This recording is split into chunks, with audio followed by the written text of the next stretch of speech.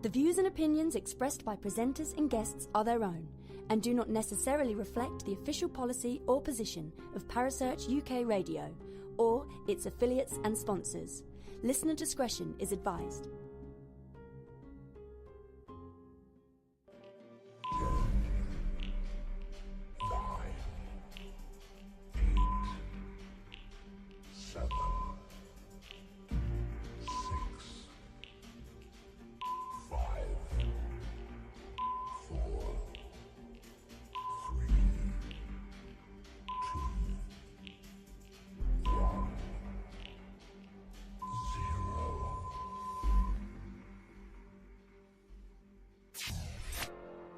You're listening to Paranormal Concept right here on Parasearch UK Radio with your host, Paul Rook.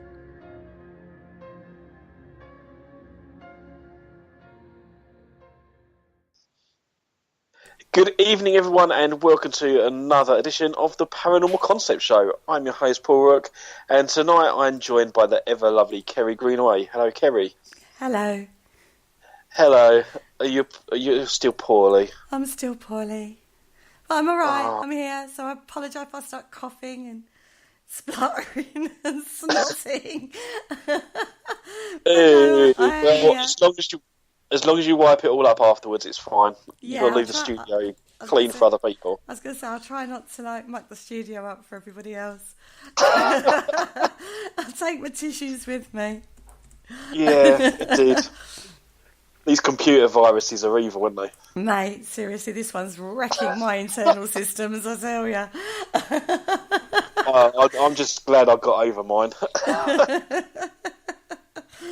Oh dear, it's all good fun. I told you we need to stop snogging on a Tuesday. Yeah, indeed. Yeah, it's the easiest way to get the computer virus on it, I suppose. Yeah. Yeah. So other than dying, what else have you been up to? Anything interesting over the week? No, I've just been trying to, you could have got that ghost in or something. You know? Yeah. Have I done anything Terrible. ghosty? No. Well, I've watched not even with your own crystals or anything. No, I've been really poorly. Like, I didn't do my show on Sunday, did I? Because I was and you know me. I literally have to be on the death's door to not do a show. So I've literally just laid on the sofa and watched crap movies and slept a lot. Well, I'm glad you're able to join us tonight anyway. Because it would have been so boring, just me talking on my own. Oh, dear. Anyway, so what are we talking about tonight? Tonight we are going to be talking experiments, paranormal experiments. So if there's anyone, I know Mark's in the chat room, so hello, Mark. Thanks for joining us tonight. If you've got any experiments that you'd like to do on a paranormal investigation, feel free to put them in the chat room and we'll read them out. Yeah, just experiments, really. It's interesting because I know a lot of people always split the whole paranormal investigation teams up to the event companies. But I think even the event companies can even do experiments. And I think it's more on the psychological wavelength as opposed to the paranormal one.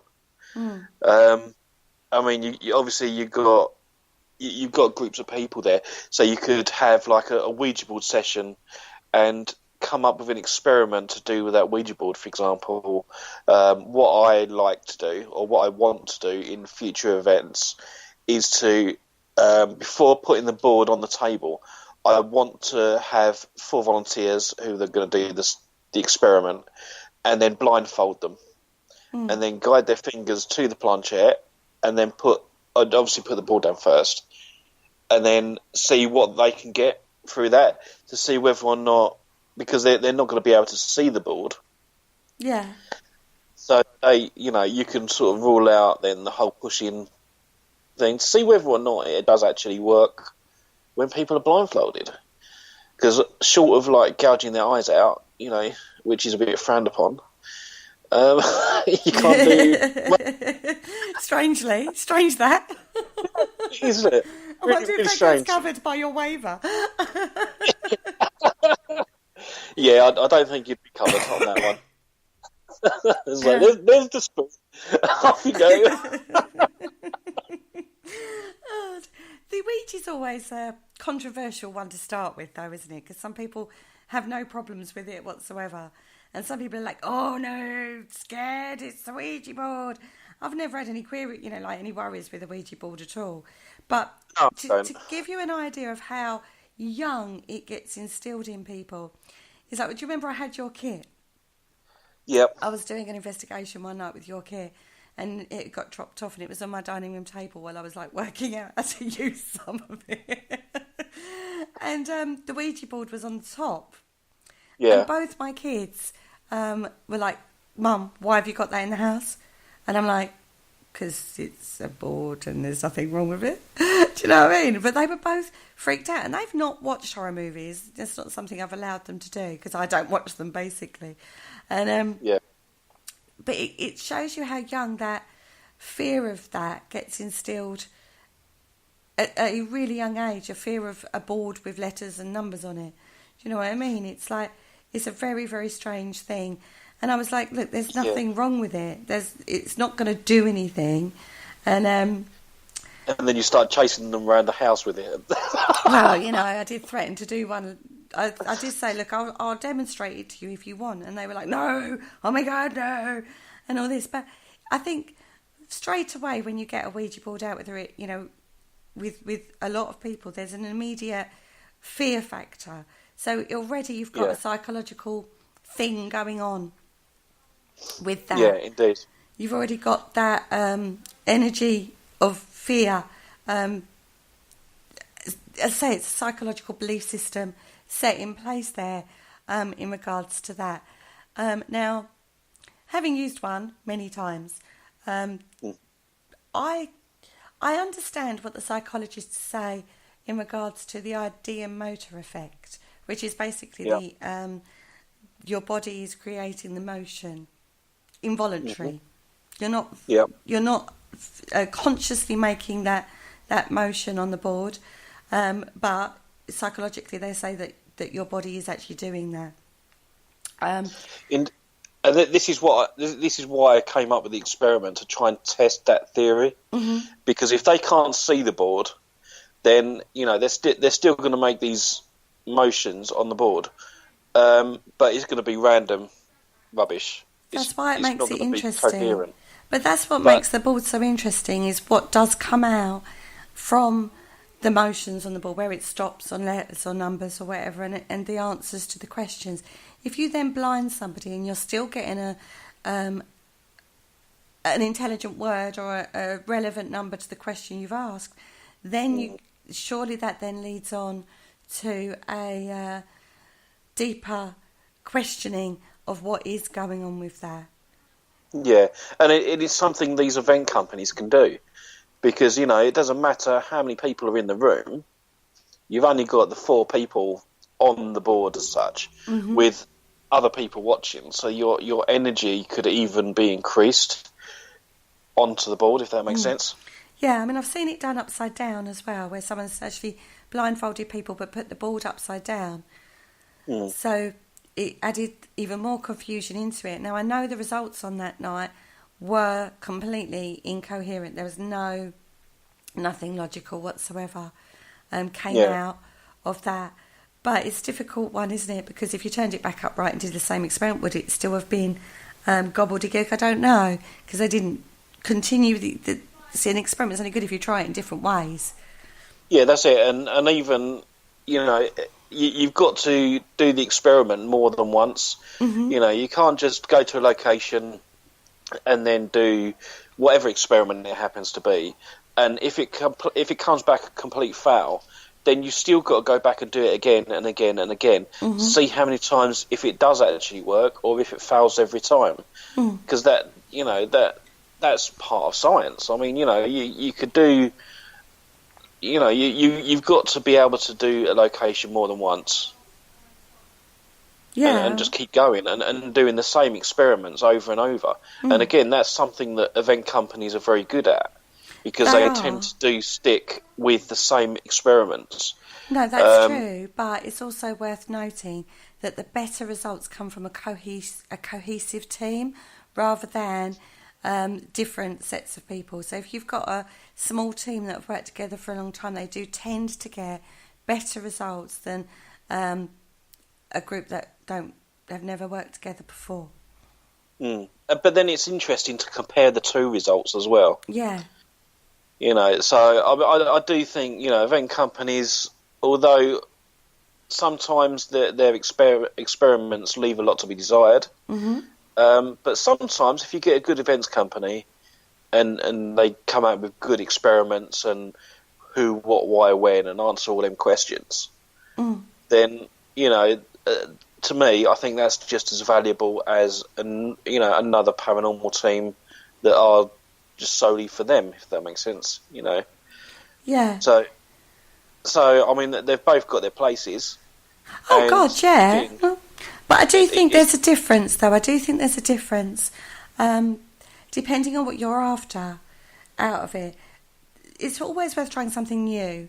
It's always good to try something new with different people, in different circumstances, in different locations and stuff like that. I mean, what you can do in a castle or a house or something like that is completely different from what you can do on an external investigation, But, it is all very dependent, isn't it? And depends on the group. I mean, if you've got a group that are like really fearful of trying new things, like the Ouija board and stuff like that, then it becomes, they shut it down straight away because they don't even want to embark in that. But then we do the other kinds of experiments that we do, like the Human Pendulum. I love doing that with an event group. This is not the private investigation. This is like an event group. When you get like, these are the kind of psychological experiments that you can do with people that are great results, but it is a proven psychological phenomena. Where you all stand, this is one that I like to do. You stand them in a group, everyone holds hands, and then basically you're calling out and telling spirit to raise somebody's arm. And I can guarantee somebody's arm will raise. Yeah? And then the person who's holding that person's hand will be like, there was no force there, he wasn't moving his hand, and the other guy will be saying, no, I wasn't moving my hand up, and but it's a great little experiment to do, and people don't realise that's actually a psychological experiment, not a paranormal experience, but it has great effect. And then once you've explained it to them afterwards, they're like, oh wow, really? And you go, this is why the paranormal field is so interesting, because it's not just about the ghosty, spirity side of it. There's a whole different world, and that's where you start educating people, and you start talking to them about the whole field, not just, wow, there's a lady in white that comes running through here at midnight. You know what I mean? It's like all part of that experience that you're giving them on an event. So that's where I like it, because you can. Yeah, I mean, I must admit, I've actually taken part in one of those experiments. And we was all holding hands, and they were like, we want you boy, girl, boy, girl, boy, girl, all the way around this circle. And he said, that's no bearing on anything, I just like it to be boy, girl, boy, girl. And I was like, oh, okay, fair enough. And, this lady that was standing next to us, her arm went up. And I was like, well, that really don't prove nothing to me, because I can do that. But, and I did it. And... I was like, if that is spirit doing that, then let's see the arm go right up, right around, and back down again. And it got to the point where the woman was actually in a lot of pain, almost like dislocating her shoulder. Oh my God! And I was like, right, okay, well that's a little bit more believable, because someone's not actually going to do it to that extent to themselves, because when you get to pain levels, you want to stop. You tend to stop it, because you tend to go, no, enough of that, thanks very much, but I'm not doing that. Exactly. And he was trying to push even further. To me, that was a little bit more interesting than just the whole arm moving up.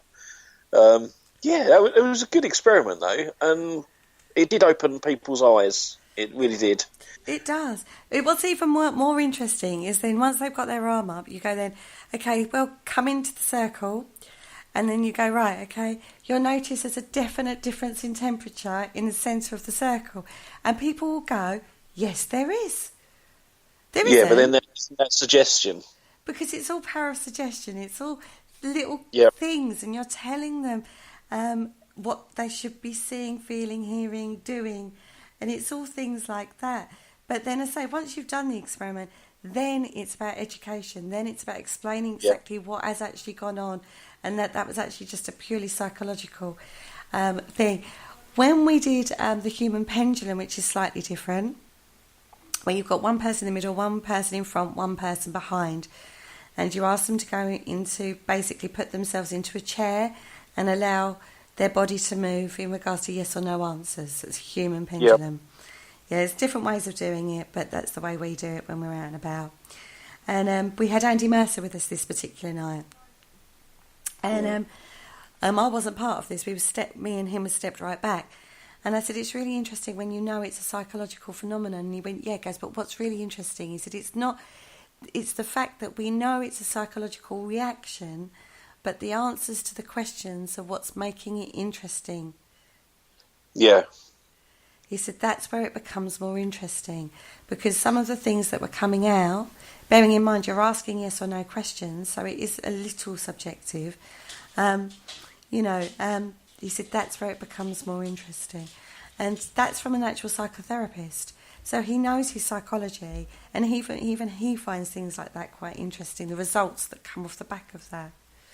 Well, that's it. I mean, obviously we know the human nature and how basically things work and reactions that people have. But because we're trying to communicate with spirits, and they were people, so they must have some sort of effect, in theory, on the brain waves or the electricity impulses in the brain. Well, this is how to be able to push forward their responses. Yeah, I mean, this is when I do the pendulum, like the crystal pendulum workshop. Yeah. This is what we say. We say, yes, it could be it is the ideomotor effect that's moving the crystal, but the bottom line is where's the answers coming from? Particularly if you don't know anything about it. I mean, when we was in Epping, we did a workshop in Epping Forest, and the person asking the questions was asking not the way he was wording them was not, is your name Richard, is your name Jimmy, do you know what I mean? He wasn't asking questions like that because he knew the history. Yes, they weren't closed, they were open. He was wording it in a very specific way to get the answer he wanted without giving mental clues as to what it could have been. So you couldn't take that conscious leap yourself to go, oh yeah, that's dictoping, I'll wave it in a yes formation, do you know what I mean? And stuff like this. So the answers that were coming out were incredibly interesting when we was doing that. So we did explain the psychology of it, but the answers, or the yes and the no's that were coming off the back of that, these people would not have known that because they weren't given the research before we started the investigation. They were given it after we finished. And it was interesting when they were reading it, the research that we'd done, they were like, oh my God, we got like a book when we was in the car park, and it was to do with the diary of somebody who'd been shot there, and that's why she'd been shot. And there was loads and loads of bits and bobs that after the event they were going, oh, I didn't know that. But that had come out in the investigation. And that's what makes it interesting. Yes, they could have done their own research, but probably not. Mark's an incredible researcher, believe it or not, and he hides it very well under this cloak of joviality and fun, doesn't he, our Mark? But he's actually an incredible researcher, and it was when you've done an event with him and he's done the research for it, and you don't know the research before you go on the event. Some of the things he finds out that come out in the investigation, some people would argue it's telepathic interaction, but who knows? whatever. It makes it a fascinating night, doesn't it? But then telepathy is a form of paranormal phenomena. Things, in itself. But no, I do think that, again, on a public event, little things like that make it for other people. And that's why they keep coming back, because it plants in their mind, okay, we obviously got them answers from somewhere. Was that a spirit? And that's why they want to keep coming back, to try and get that communication up and running again. Yeah, to get...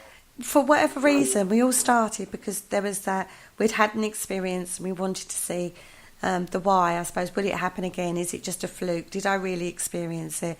And people want that experience or an event. You know what I mean? And it's part of your job as a form of entertainment, I suppose, because an event that you're paying publicly there is a entertainment's only kind of evening, isn't it? But if you can do that with education and they get a taste of it, then that's what it's about. Well, that's it. I mean, okay, I know you said obviously it's an entertainment type of thing, but on the other hand, it's not, because it shows people what paranormal investigators go out and do. And it's, well, I mean, from my point of view, when I go out on a public event, we guide and teach the public how to be paranormal investigators. We give them equipment, and off they go and have their own mini investigation type thing. And it's getting that balance, though, isn't it? It is about getting that balance. So, although we by law, because it is a public event and stuff, we have to say, it's for entertainment purposes only. But the experience they're having is genuine, because there's not many paranormal teams out there that fake anything, and so there's a lot of people out there that are genuine. You're not going to fake anything. No, it's not about faking it, because anyone can do that. Anybody can throw a stone and go, oh, did you hear that? And, do the TV thing. Anybody can go and do that. It's not about that. It's about showing them this is the equipment, giving them a chance to use the equipment, and showing some of the extra things that people do out in the field that they wouldn't necessarily expect, I think. Yeah. And again, that is, although it's a job for us, it's entertainment for them. And it's part of our job to make it a good experience for them, and that's where education comes in as well, I think. Well, that's my opinion. Well, that's it. I mean, that's why with Trident in particular, although we've gone over to Phoenix now, we do the experiment. We explain what we're going to try and achieve in this experiment. We do the experiment, then we can have a conclusion. What do you think it was? So you have like a little debrief at the end of it, and then we can actually talk about what happened, why it happened, our explanations, maybe come up with theories of our own, and then that leads to more experiments, and that's basically how teams should be running. I think most of them do, though, don't they?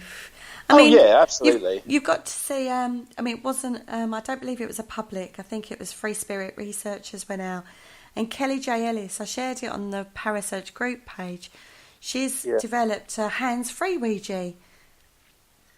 I did actually see that. And they've had really good results with that. I've not seen it in action myself. So I you know what that reminded me of?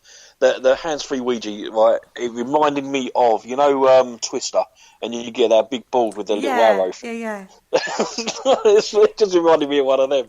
Yeah. But no, I mean, absolutely, it's a good idea. It's a fantastic. It brings a new dimension into something that we're trying to use in the field. Yeah. Everyone goes, it's the idea motor effect. Well, I'll take the hands off then. Let's have a hands-free one. Well, she's developed this. It looks like it's compass-driven. Yeah. From what I can see. And as I've not seen it in the flesh and I've not tried it myself, but they had really good results with that on the night. Now, I'd like to see it work. I wouldn't deny. I'd like to see that in the field working. I'd like to get my hands on one and have a play with it and see what affects it and what doesn't. Because if it is compass, then you can affect it with other things. So it would be worth getting, having a look at it. Yeah, absolutely. I would be really interested, and if she is listening in, maybe she could get in touch and maybe even supply us one so we can all have a go and try it, and we can do a review. That'd be good. Well, we shall see. We shall see about that one. But it's an interesting concept in the same way as when we was at Fort Redoubt, not Fort Redoubt, Coalhouse Fort. We had, I believe it was Alan Cooper, had devised a way of dowsing rods, hands-free dowsing rods, to see if they would move without anybody actually holding them. Yep. And again, we got response with that. We was down a tunnel. There was no other equipment in the room, and they were moving in response to questions. And that was incredibly interesting because we were all it was one of those where we were all sitting there going, how is that happening? Do you know what I mean? Yeah. How is that happening? Because they were dead still in this block, so you've got no human interaction. Nobody's near the table that they were on. Yeah. We were all stood back against the wall. We were underground. It's not near any main roads or... no, it's 120 foot underground. So if you was on the bottom level, then use 120 foot underground. Exactly. So, you're thinking, okay, so you've got to look at vibration. Could vibration be moving them? Could this have been moving them? Could that... you go through the logical explanations, and they're moving in response to questions. And I witnessed that. They were my dowsing rods that were in the thing. I know how my dowsing rods work when I'm holding them. They're working in this device he's made to make it so that no one's holding them, so you can't blame it on the ideomotor effect. And they were moving. And that was, to me, that's fascinating. Yeah. I must admit, we done Mark was with us on an investigation over in, I think it was Margate, actually, the old Prince Theatre or Princess Theatre or something like that. Something theatre. And he downloaded the Simon Says app on his phone. No, it's a tablet actually, and he put it in the middle of the stage, and every now and again it would light up in response to his questions. So it'd be like, I don't know, press blue if you're man energy, and the blue would light up. So again, taking that forward, rather than having a Simon Says, why don't we just leave the keypad up? If they can write and touch the screen, then surely they'd be able to text a message. I think the problem is using technology like tablets, like computers, things like that. If you've got an old spirit, they may not know what they're doing with it. If you've got like a 16, 17, 1800... that, but then if the spirit is intelligent enough to think, okay, well, I am a male spirit, I'm going to push the blue one, or touch the blue one, because they've explained what you've got to do. So, yeah, you can do that. Why, if you can understand the letters, then why don't you just have the keypad up and just say, can you... But what if they can't write? What if they can't read or write? But then they wouldn't be using a Ouija board as well, then. That's true. It's just taking that a little bit forward. That's true. It's difficult, isn't it? Because when you are Mark said it was a Theatre Royale. That's the one. Theatre Royale in Margate. Ah. Yeah, it was a really good location, actually. I loved that place. And I definitely want to go back there. Well, one of our investigators got locked in as well. That was funny. When you say locked in?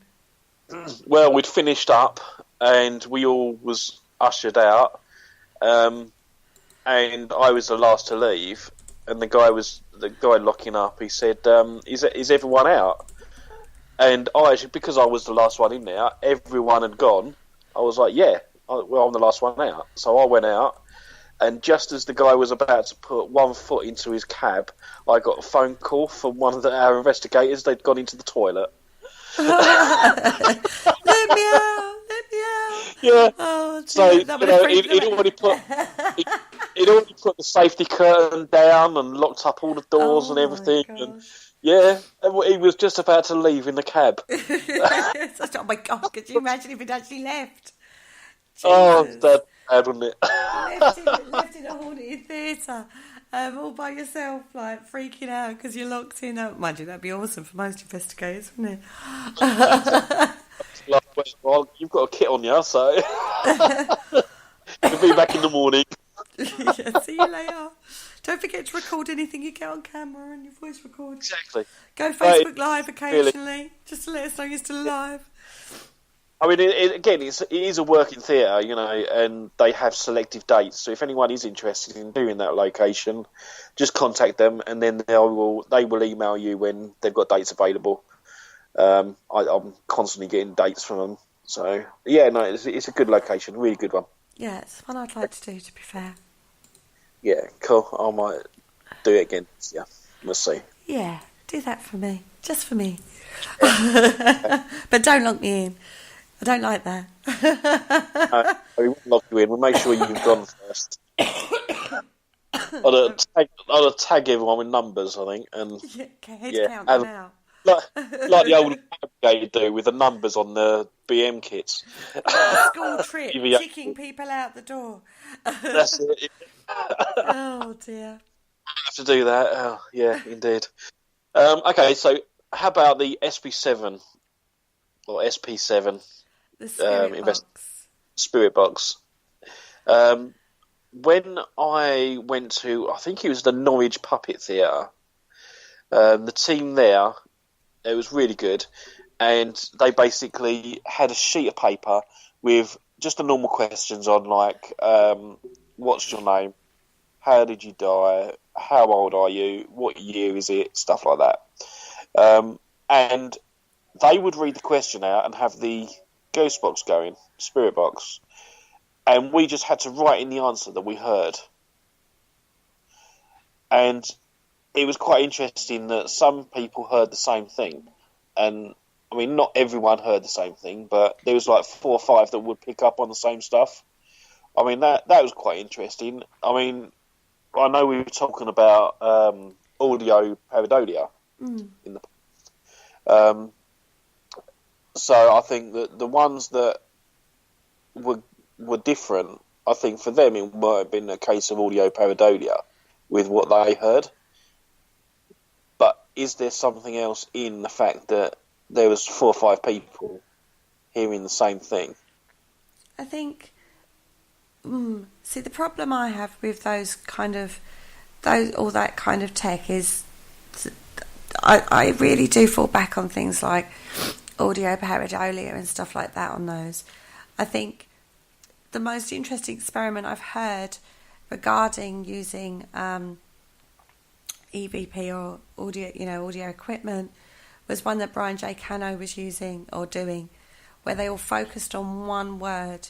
The whole group focused on one word, and this was an experiment that was done, I believe it was at Fort Horsted, and the word they chose was Gollum, and what they got was Gollum coming through on an EVP. I know it's slightly different from an SP7, but because they'd all been concentrating on that word, and then that's the word that they got on their voice recorder, that leads a whole different line of questioning from spiritual activity. Yeah. And that are those side of things I find incredibly interesting. I really do. So I don't know. I don't honestly know. The experiences I've had with spirit boxes is they annoy the crap out of me. That noise drives me insane, for a start. I can never hear anything in it. Very rarely do I. And then I always think, is that a snippet of a radio that's been heard? Or, how many times have you can tell, obviously, if it's a radio or a bit of music or something like that that's coming through. So whenever you... Well, that's it. I mean, that's the problem I have with those. But I'm not a tech girl. I'm not that... you know me. Yeah. We're not investigations. Exactly. Yeah, I mean, going back to the whole Gollum thing. Now, when I done an investigation, it was a private house one, and the young child that we was there to help would see this spirit, and it first of all it came to him in the bedroom, and then it started following him to school and things, but he recognised it as, you know, the Phones for You when they done that ghost girl from The Ring. Do you remember the advert? Vaguely. There's so many of them, isn't there? It was the ghost girl one. Long black hair, white nightgown. You couldn't see the face because the hair down. That's how this spirit would show itself to him. Out of curiosity, had he seen that film? Mind you, that's quite iconic. It was the advert. And even I know it. Yeah. Yeah, no, it was the advert. It was Phones for You. They were just taking the mick out of that particular film and used that style of spirit. And then this child was getting this entity. And that's how... Exactly. So it was almost like... suggestion. Either that or the medium said that because he... that's his image of when he thinks of a spirit. That's how he thinks a spirit should look. So that's how the spirit showed himself. Right. So if that's the case, it's almost like that the child manifested it himself. Yeah. So he put obviously the thought out, and that's how the spirit connected. So would it not be the same with this whole golem thing? No, I if don't everyone's think so. if everyone's concentrating on that golem, well, it's one of two things. Connect. In my view, it's one of two things, isn't it? It's either they've telepathically recorded it, so they've all thought about it so much that it's a connection that's been picked up from them, a telepathic projection. Yeah. Or a spirit's gone, why am I all thinking golem? Let me just join in and say golem. Do you know what I mean? Exactly. I have to say I'd more go with the telepathic projection than a spirit going, golem? Yeah. Everybody? See, I would also back that up with maybe a Zenite experiment. Oh, the Xenocards. Yeah, that's it. Indeed. Sorry. We're really healthy on the Parasearch Radio at the moment, aren't we? Yeah, we are. Oh dear. Yeah, see, the thing is, if you want to go down the route of a ghost will appear to you as your image, I suppose, of a ghost. So, like you expect to see Casper, so therefore, if you see an apparition, it will appear as Casper. I don't buy into that. I don't know. I mean, it might be worth trying to come up with some sort of experiment to see whether or not it will. But then it's still going to be a bit hit and miss as well, isn't it, really? I mean, you know, it's the whole Stay Puft Marshmallow Man in Ghostbusters. You know, empty your mind when you go into any investigation. Yeah, what did you think of? I thought about the Marshmallow Man.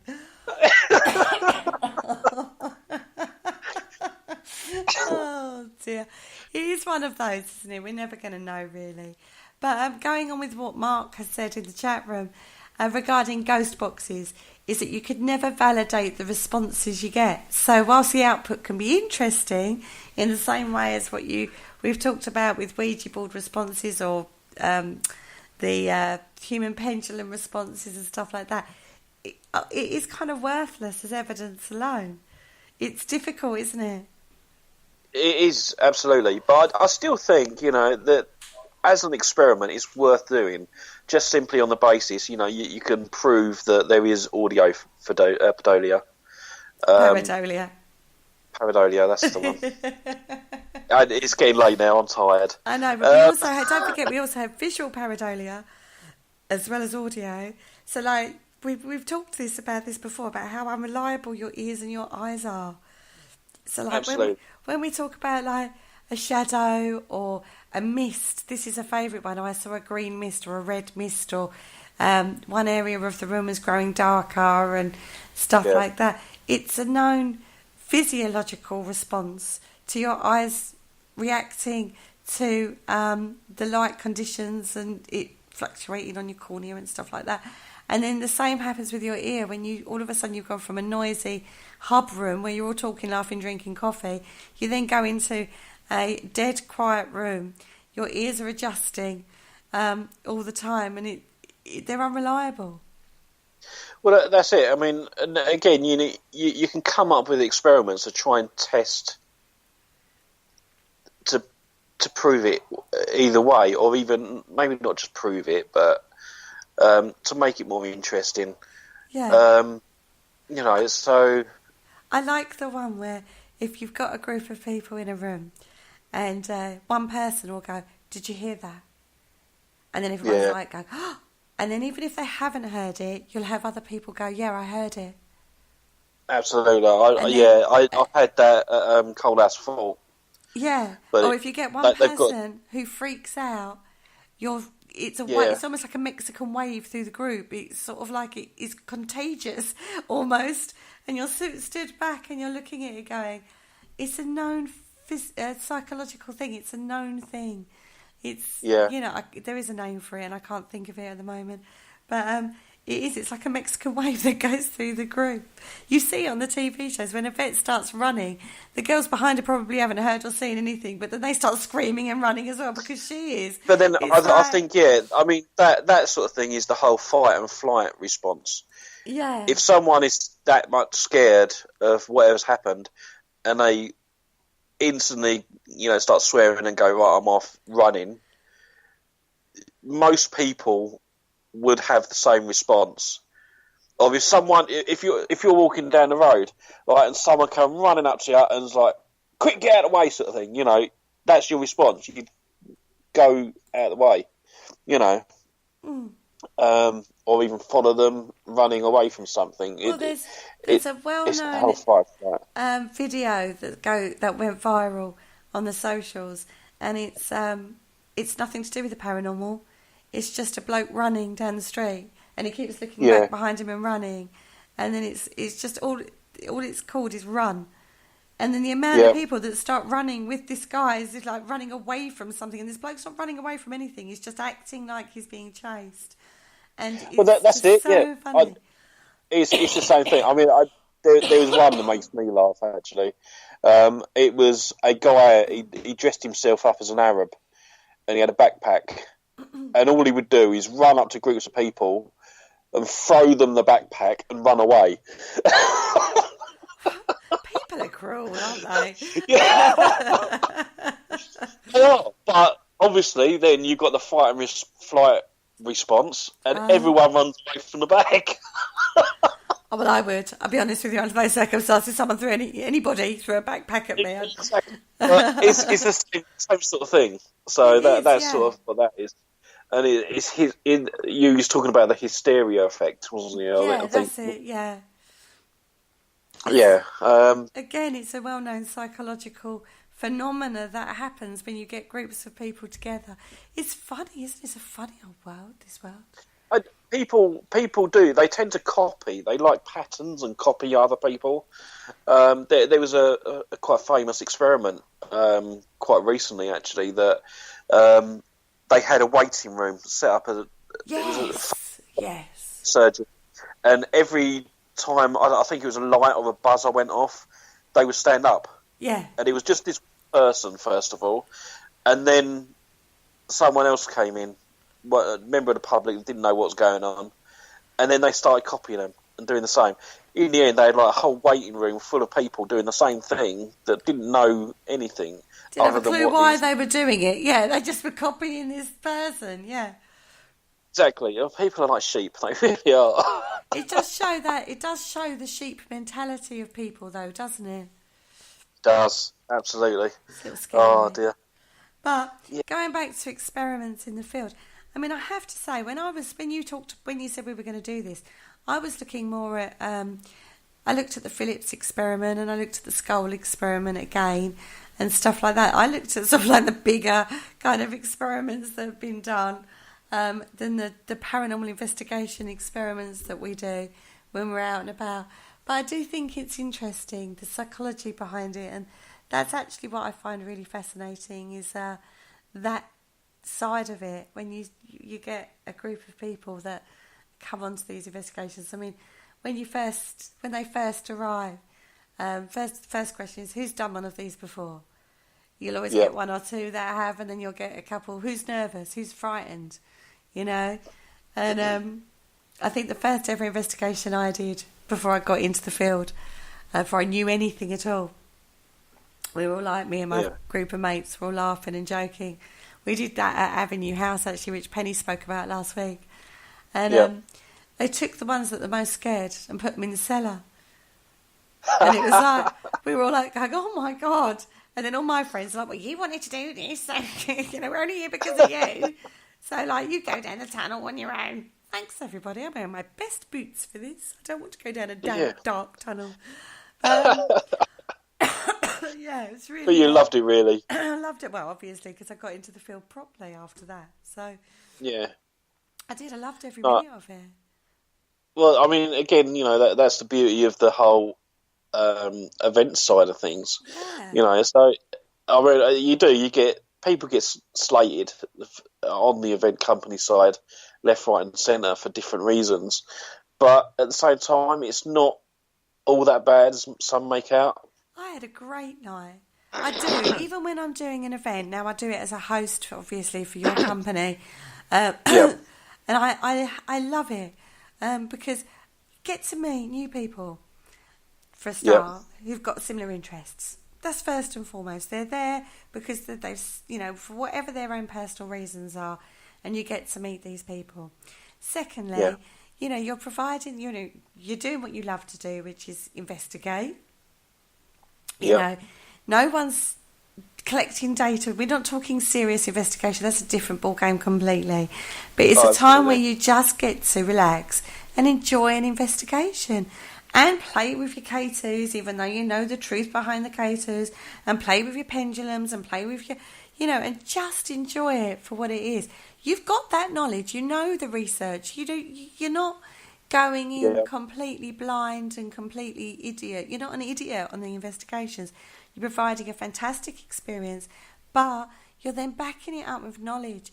And the amount of times I've done an investigation for you with a group of people, how many times? And we've done the experiments, we've done the talks, we've done the education bits. They know at the end of it what's what and what does what and what it doesn't do and all the rest of it. How many of them said, when are you next out? We want to do the next investigation with you. Oh, because it's absolutely. been a really good night.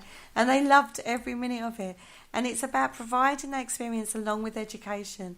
And that is the key. That's the key to it. Because they go away and they go, oh my God, didn't just have a great night trying new things. We also had a really, we learned something too. And we ignite a passion in people. If you can do that for a field that you're passionate about as well, you don't know, they may come out with, can we try this? And you go, yeah, let's try that. You know what I mean? And they might even be inspired to go out and form a team themselves, and learn more, from the field. Yeah. And I think that's what it's all about, Totally. bringing people together. I got into this field. Event companies. Well, they do that. I got into this field because I had a passion for the paranormal in all of its forms. Yeah? It's led me down lots of rabbit holes, and I've learned a heck of a lot through research and through learning and through talking to people, and that still is there. But that doesn't mean I can't go out on an event night and bring some of that to the public, to give them that experience too. And if that inspires and fires their passion and leads them down a rabbit hole of learning, then that's got to be a good thing, right? It is, absolutely. And when they credit you for it as well, and tell everyone how much of a fantastic time they had, that's what makes it all worthwhile. Even when I got them lost in the woods, they were loving every goddamn minute of that. I'm like, I got a freaking clue where we are, everybody. Just stick together. we'll find the cars again at some point, I'm sure. Yeah. Well, but then that's sometimes when you have the best fun. I think, honestly. When we done that, it was just me, you, Richard, and Andy walking around Rendlesham Forest to recce that location. Yeah, and we that got was lost. fun. That was we fun. walked 50,000 miles around the forest. We couldn't find the car, and we eventually went around. We even, do you know what? Right, we got lost. We found a house in the middle of the forest and asked them for directions. It was a bit like we was going, is it made of gingerbread? Yeah, we went in Rendlesham Forest and we come across this house. It's not what we expected to find in Rendlesham Forest. It was so funny. But those kind of things, I mean, going back to the Hockley with, there was me and 3 guests looking at this map. If we hadn't turned this map round once, we turned it round about 20 times. We did find our way out pretty quickly, actually. It was quite near the exit, but we just sort of lost our bearings for a moment. Just like to add that. But we were all in fits, absolute fits of giggles. And it was brilliant. That's what it's all about at the end of the day. As long as they've enjoyed it, that's all that counts. Wow, and the feedback was fantastic on that event. I mean, how many paranormal investigators have gone out to, locations that have been out in the middle of nowhere and found other locations if they got lost or took the wrong turn, and they find another location that they could have done. I think some of the best locations are found when you get lost. Oh, totally. There's so much out there that we can investigate, and some people don't know these places exist. No, I mean, and some of the things you find yourself doing as experiments, it does depend on the location as well, doesn't it? Because some things you can do. I mean, when we was in Hockley, we did do a Ouija board, and but we did it on a tree stump. I mean, but scientists would have pulled that experiment apart totally. It's completely not a scientific experiment, but it gave people a taste of what it was, and it was working, Yep. And it was working. You could argue so many different factors on that, why the stump wasn't even. I think that was a given. They were moving it, quite probably, but they had a great time doing it. They had a great time doing it. But the responses coming out, they did not know, because I didn't give them the research before we started the investigation. Yet some of the responses were coming out valid. And I'm standing there going, I can debunk this on so many levels, but how do they know the answers to this? Because I really had to search for some of the research on that location. I didn't do any research before Avenue House. And this is before this was just like, we're going to turn up and have a really good night ghost hunting, and I didn't even think about doing research. So it makes me wonder if anybody bothered. They go, they researched, or they did a research before they went out. Well, they might have done, but they might not have done. You can't jump to that conclusion. I mean, this is a big subject, really. I think we could go on for another hour talking about other different experiments. The thing is, I think each group also has their own little ways of doing things. And we've had, when we've talked to other paranormal groups out there, whether they be public or little private little groups, when you start talking to them, they go, well, we do it this way. And that's the other thing I like about that, is that, talking to people about how they do their EVPs or their Ouija or their, how they run their events or they do this. It's like everyone's got something a little bit different. And even down to like the little private groups, I've heard some amazing little experiments coming out of those that I'd not thought of, and then say this is nothing to do with a proper private paranormal investigation. Like when we went out with Ashley and Graham, that's nothing like what we're talking about doing. If it was doing that, that's a different ball game completely. That's a lot of note writing, a lot of notepads, and a lot of testings and gadget recordings, and that's it. I mean, that's why I think it's important to talk to other teams and try and help them. You know, you could always give them some tips from like your point of view. I mean, they might have some ideas for you as well. Yeah. So it's just about sharing information, and you know, I'm very big on that. I do like that idea. I mean, I've been on loads of different events with other people, and I've always brought something back to the table. You know, so there's lots of different things you can do, and there's probably lots more that I haven't thought of yet. I love the one where you take a doll, not necessarily haunted. It doesn't have to be haunted, but you can call it haunted, and see what people get just from holding the doll. Exactly, I'd done that experiment myself. Yeah. I've got two very Victorian-esque type dolls that currently live at the bottom of my cupboard because they're not coming out. Freaky looking things. But when I'm bringing them out on investigation, it's the case of these are haunted dolls. Sit in a dark room with them and see what comes at you. But it's but again, see what they it's say. a psychological thing, isn't it? It's all going back to the psychological, in the same way as like the haunted painting thing. You know, we've seen that experiment going off. Incredibly interesting. I'm not saying it's not, and I'm not saying it's fake or anything like that. I'm really not. I find it incredibly interesting, what people think and how they look at it and stuff like that. Yeah. It is. I just find it incredibly fascinating. But that's what makes this field so fascinating. Absolutely, and I do think we're going to need to carry on this conversation in experiments part 2. I think we're going to have to do that just so we can cover the Philadelphia experiment and. Oh God, that's a whole show by itself. Well, we cover that. We cover the other ones that you was talking about. Yeah, the Phillips experiment and skull experiment are incredibly interesting for different reasons, and they've been tried. The Phillips experiment has been recreated, and that's interesting in itself. I don't know if people were aware of that, but the skull experiment is a standalone experiment, and it hasn't actually. It's moved on. People have moved on from it. But when you look at if you guys out there don't know about the skull experiment, there's a documentary on YouTube. I think it's called the Afterlife documentary. Check it out because it is fascinating. And there's a massive. That's basically a taster of what was achieved through that experiment. But those are long-running experiments. They're not investigation experiments. They are long-running experiments by a specific group of people. So we'll look at those on another one, but another show. Those two, absolutely, those two experiments, because they are absolutely fascinating. Yeah, definitely.